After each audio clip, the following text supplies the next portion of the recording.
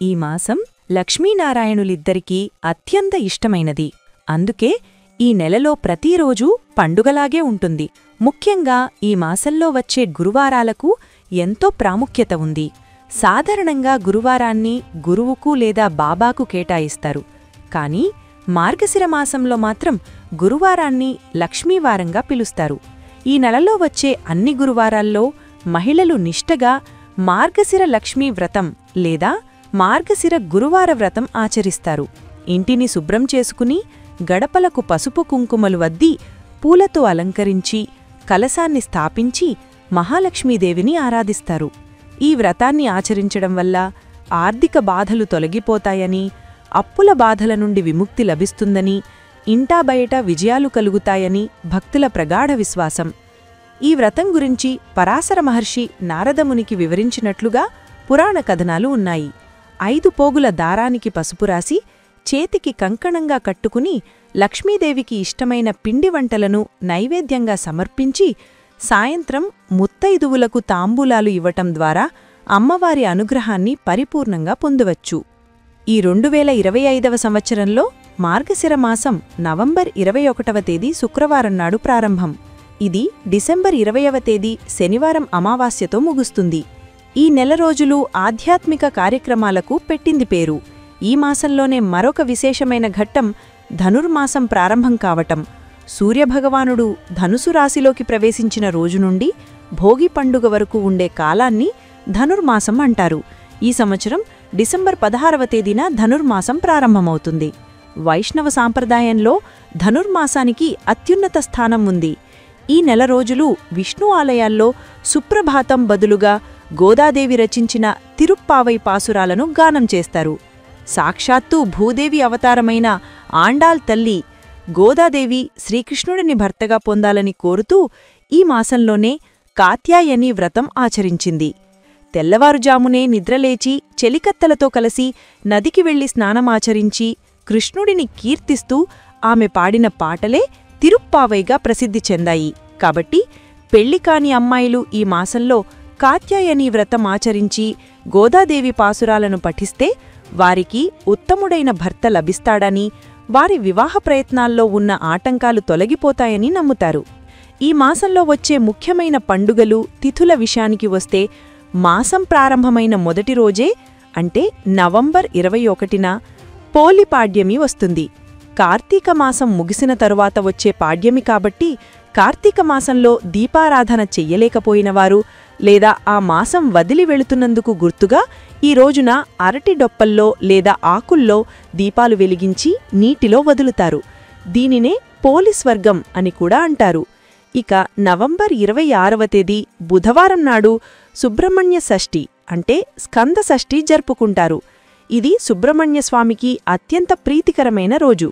సర్పదోషాలు, కుజదోషాలు ఉన్నవారు, సంతానం కోరుకునేవారు ఈ రోజున సుబ్రహ్మణ్యస్వామిని లేదా నాగేంద్రుడిని పుట్టలో పాలు పోసి ఆరాధిస్తే సకల శుభాలు కలుగుతాయి.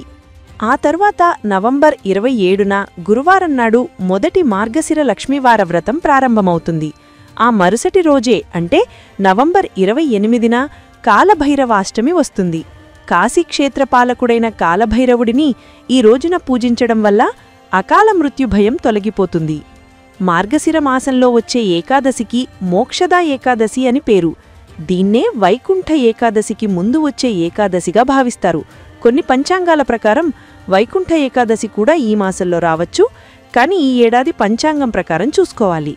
ఈ సంవత్సరం డిసెంబర్ 1వ తేదీ సోమవారం నాడు ఈ ఏకాదశి వస్తోంది. ఇదే రోజున గీతా జయంతి కూడా జరుపుకుంటారు. కురుక్షేత్ర యుద్ధభూమిలో శ్రీకృష్ణుడు అర్జునుడికి భగవద్గీతను బోధించింది ఈ రోజునే కాబట్టి ఈ తిథికి అంతటి ప్రాముఖ్యత ఉంది. ఈ రోజున భగవద్గీత పారాయణం చెయ్యటం, విష్ణు సహస్రనామాలు చదవటం వల్ల కోటి జన్మల పుణ్యం లభిస్తుందని అంటారు.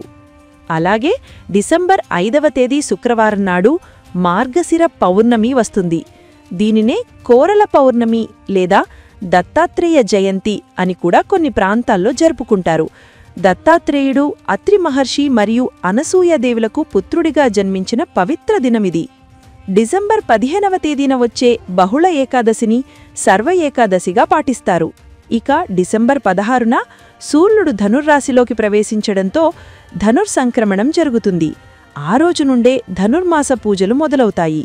డిసెంబర్ 17 నుండి తిరుమల శ్రీవారి ఆలయంలో మరియు ఇతర వైష్ణవ ఆలయాల్లో ధనుర్మాస ఉత్సవాలు, తిరుప్పావై పారాయణాలు ప్రారంభమవుతాయి. డిసెంబర్ 18వ తేదీ గురువారం నాడు మాస శివరాత్రి వస్తుంది. శివకేశవులకు భేదం లేదని నిరూపించేలా విష్ణువుకు ఇష్టమైన ఈ మాసంలో వచ్చే శివరాత్రి నాడు శివుడిని ఆరాధించడం కూడా ఎంతో మంచిది. చివరగా డిసెంబర్ 20వ తేదీ శనివారంతో ఈ మార్గశిరమాసం ముగుస్తుంది. ఆ మరుసటి రోజు నుండి పుష్యమాసం ప్రారంభమవుతుంది.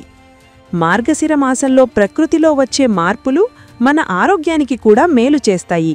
ఈ సమయంలో ఓజోన్ పొర భూమికి దగ్గరగా వస్తుందని, బ్రాహ్మీ ముహూర్తంలో నిద్రలేచి ముగ్గులు వేసి ఆలయాలకు వెళ్లి చన్నీటి స్నానాలు చేయడం వల్ల స్వచ్ఛమైన ఆక్సిజన్ లభించి ఆరోగ్యం మెరుగుపడుతుందని ఒక శాస్త్రీయ కోణం కూడా ఉంది. అందుకే మన పెద్దలు ఈ ఆచారాలను ఏర్పాటు చేశారు. కేవలం పూజలే కాకుండా దానధర్మాలకు కూడా ఈ మాసం పెట్టింది పేరు. ఈ చలికాలంలో పేదవారికి దుప్పట్లు, వస్త్రాలు దానం చేయటం, అన్నదానం చేయటం వల్ల భగవంతుని అనుగ్రహం సులభంగా లభిస్తుంది. మొత్తంగా చూస్తే మార్గశిరమాసం అంటే కేవలం ఒక మెల మాత్రమే కాదు, అది ఒక ఆధ్యాత్మిక సాధన కాలం. శ్రీమన్నారాయణుడిని, మహాలక్ష్మిని, శివుడిని, సుబ్రహ్మణ్యేశ్వరిని, గోదాదేవిని ఇలా అందరినీ కొలుచుకునే అద్భుతమైన సమయం. కష్టాల నుండి గట్టెక్కడానికి, మనశ్శాంతిని పొందడానికి, ఉన్నతమైన జీవితాన్ని గడపడానికి ఈ మాసం ఒక చక్కని మార్గం చూపిస్తుంది. కాబట్టి రాబోయే ఈ మార్గశిర మాసంలో మీరు కూడా ఆచారాలను పాటిస్తూ ఆ భగవంతుని కృపకు పాత్రులవుతారని ఆశిస్తున్నాము. సనాతన ధర్మంలో ప్రతి పండుగ వెనుక ఒక పరమార్థం దాగి ఉంటుంది. దాన్ని తెలుసుకుని ఆచరించినప్పుడే ఆ పండుగకు నిజమైన సార్థికత చేకూరుతుంది. స్వస్తి.